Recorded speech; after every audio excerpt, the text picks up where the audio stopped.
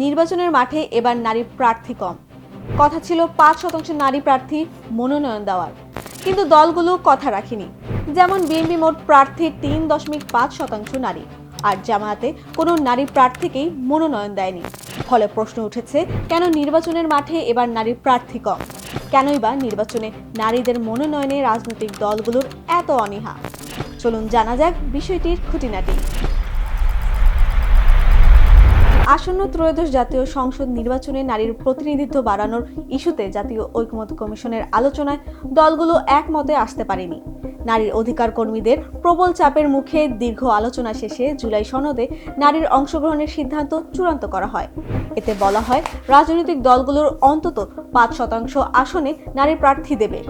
বিষয়টি নিয়ে প্রধান উপদেষ্টার বিশেষ সহকারী অধ্যাপক আলী রিয়াজ জানিয়েছেন, বিএনপির স্থায়ী কমিটির সদস্য সালাউদ্দিন আহমেদ প্রস্তাবটি দিয়েছিলেন। সেটি একটি জেন্টলম্যান এগ্রিমেন্ট হিসেবে গণ্য হয়েছিল। ৩ দল ছাড়া প্রায় সব দলই এতে সম্মতি দিয়েছিল, কিন্তু নির্বাচনের ময়দানে সেই প্রতিশ্রুতি কেউই রক্ষা করেননি। সিদ্ধান্তটি কাগজে কলমেই সীমাবদ্ধ রয়ে গেল। নির্বাচনের মোট ৫১টি রাজনৈতিক দল অংশ নিয়েছে। এর মধ্যে অন্তত ৩০ দলই কোনো নারী প্রার্থী মনোনয়ন দেয়নি, যার মধ্যে জামাতে ইসলামের মতো বড় দলও আছে। ফলে এবারের নির্বাচনে নারী প্রার্থীর সংখ্যা আনুপাতিক হারে মাত্র ৪%।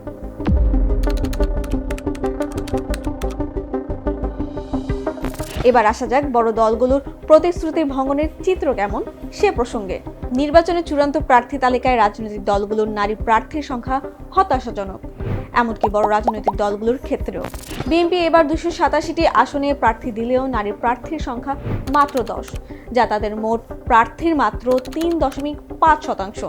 বিএনপি নারী প্রার্থীদের মধ্যে রয়েছেন ঢাকা ১৪ আসনে সানজিদা ইসলাম, মানিকগঞ্জ ৩ আসনে আফরোজা খানম, নাটোর ১ আসনে ফারজানা শারমিন, ফরিদপুর ২ আসনে শামা ওবায়েদ, এছাড়াও চৌধুরী নায়াব ইউসুফ ফরিদপুর ৩ আসনে, সাবিরা সুলতানা যশোর ২ আসনে, ইসরাত সুলতানা ঝালকাঠি 2 আসনে, সানসিলা জেবরিন শেরপুর ১ আসনে, তাহসিনা রুশদি সিলেট 2 আসনে এবং নাদিরা চৌধুরী মাদারীপুর 1 আসনের প্রার্থী।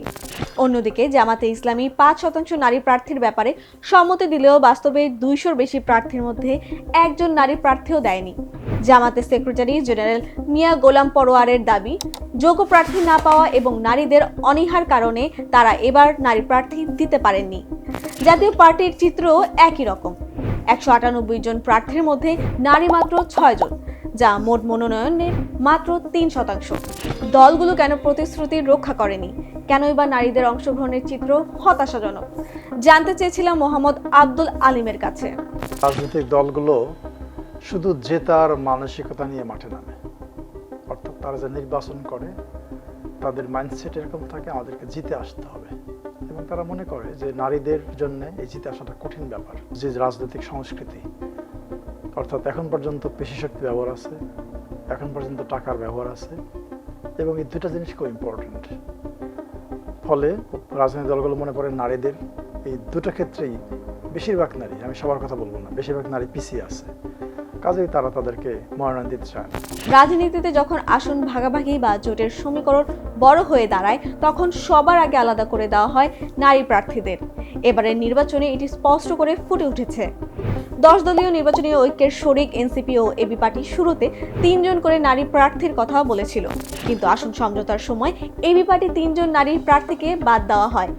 দলটির চেয়ারম্যান মুজিবুর রহমান মঞ্জু জানিয়েছেন, জোটে পাওয়া 3টি আসনে দলের অবস্থা শক্তিশালী নয় বিবেচনায় নারীদের রাখা যায়নি। এনসিপির ক্ষেত্রেও একই ঘটনা ঘটেছে। আসন সমঝোতার চাপে তাদের 3 নারী প্রার্থীর মধ্যে মাহমুদা আলমকে প্রার্থিতা প্রত্যাহার করতে হয়েছে। জোটের এই সমীকরণ নারীদের প্রার্থিতা ছিটকে পড়েছে। দেশে এর আগে জাতীয় নির্বাচন হয়েছে 2008, 2014, 2018 ও 2024 সালে। 2024 সালের নির্বাচনে প্রতিদ্বন্দ্বিতা করেছিলেন 94 জন নারী প্রার্থী, আনুপাতিক হারে যা ছিল প্রায় 5.15%। 2018 সালে এই সংখ্যা আরও বেশি ছিল। এবার বেশিরভাগ দলই অংশগ্রহণ করেছে, তাও ইতিহাসের সর্বনিম্ন নারীর মনোনয়ন এটি বলে জানিয়েছে নির্বাচনের বিশেষজ্ঞ এবং অন্তর্বর্তী সরকারের নির্বাচন ব্যবস্থা সংস্কার কমিশনের সদস্য মোহাম্মদ আব্দুল আলিম। নারীর সংখ্যাগণ কম, আমরা সবাই জানি, মাত্র 4% নারী। খুবই হতাশাজনক, খুবই ফ্রাস্ট্রেটিং। বাট আমরা আশা করতেছিলাম যে জুলাই মুভমেন্টের পরে, জুলাই মুভমেন্টে কিন্তু নারীর অংশগ্রহণ ছিল উল্লেখ করার মতো। আমার ধারণা প্রায় সমান সমান, যেভাবে পুরুষরা দাঁড়িয়েছিল নারীরা কীভাবে দাঁড়িয়েছিল, কাজে তাদেরকে বাদ দিয়ে আমরা কেন এই কাজটা করলাম। খুবই দুঃখজনক এটা আমার কাছে যে বাংলাদেশ এই যে উইমেন ইনক্লুশন নিয়ে বেশ কিছু ইন্টারন্যাশনাল ফ্রেমওয়ার্ক আছে, ডকুমেন্ট আছে, এই অনেকগুলো এতে সাইনও করেছি আমরা, বাংলাদেশ থেকে একটা সাইন করা হয়েছে সরকারিভাবে, কিন্তু আমরা এগুলোর মধ্যে কিন্তু এক ধরনের কমিটমেন্ট আছে যে আমরা নারীকে এগিয়ে নিয়ে যাবো, কিন্তু আমরা এই জায়গা থেকে অনেক পিছিয়ে আছি। ট্রান্সপারেন্সি ইন্টারন্যাশনাল বাংলাদেশের এক প্রতিবেদনে 2008 থেকে 2024 সাল পর্যন্ত নবম, দশম, একাদশ জাতীয় সংসদ নির্বাচনে নারীর অংশগ্রহণের হার উল্লেখ করা হয়েছে। এতে দেখা গেছে পুরুষ প্রার্থীর তুলনায় 2008 সালে নবম নির্বাচনে নারীর প্রার্থী ছিল 55 জন, যা 3.51%। 2014 সালে দশম নির্বাচনে 55 জন, যা 5.55%, এবং 2018 সালে একাদশ নির্বাচনে নারী ছিল মাত্র 73 জন।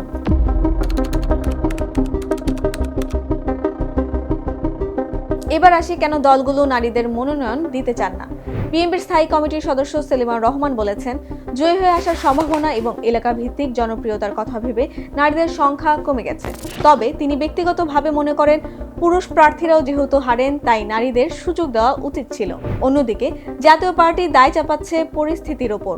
দলটির মহাসচিব শামীম হায়দার পাটোয়ারি বলেছেন, কার্যালয়ে হামলা এবং ভীতিকর পরিস্থিতির কারণে অনেক নারী এবার প্রার্থী হতে চাননি। কিন্তু সাবেক তত্ত্বাবধায়ক সরকারের উপদেষ্টা রাশেদা কে চৌধুরী এই অজুহাত মানতে নারাজ। তিনি মনে করেন এটি আসলে নারীদের অবজ্ঞা করার শামিল। তার মতো 1991 সালের পর সংসদ নির্বাচনে নারীদের এত কম মনোনয়ন আর দেখা যায়নি, যা দেশকে পেছনের দিকে নিয়ে যাচ্ছে। অন্যদিকে বড় দলগুলো যখন ব্যর্থ, তখন কিছু দল এবং স্বতন্ত্র প্রার্থীরা কিছুটা আশা জাগাচ্ছেন। গণসংহতি আন্দোলনের 18 জন প্রার্থীর মধ্যে 4 জনই নারী, যা শতকরা হারে প্রায় 22% বেশি।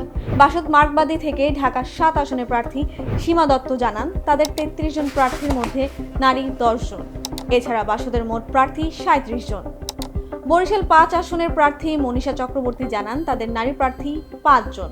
নির্বাচনের বৈচিত্র্য উদাহরণ হিসেবে রংপুর 3 আসনে হিজড়া প্রার্থী মোসাম্মদ আনোয়ারা ইসলাম রানী প্রার্থী হয়েছেন। তবে আশঙ্কার কথা হলো, অনেক নারী প্রার্থী দল থেকে মনোনয়ন না পেয়ে স্বতন্ত্র হিসেবে লড়তে গিয়ে বহিষ্কৃত হচ্ছেন, যেমনটা ঘটেছে রুমিন ফারহানার ক্ষেত্রে।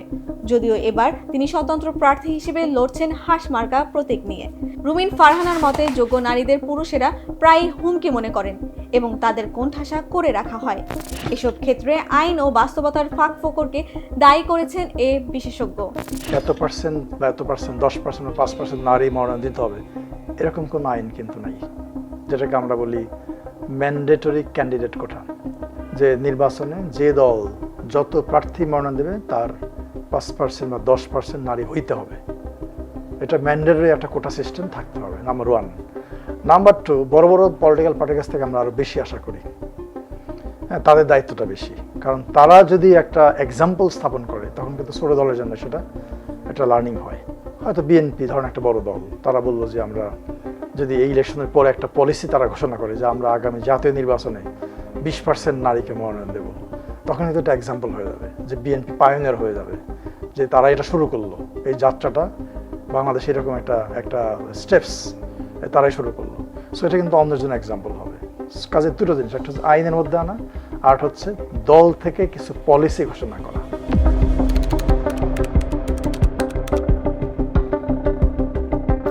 দেশের মোট জনসংখ্যার এমনকি ভোটারের অর্ধেকই নারী।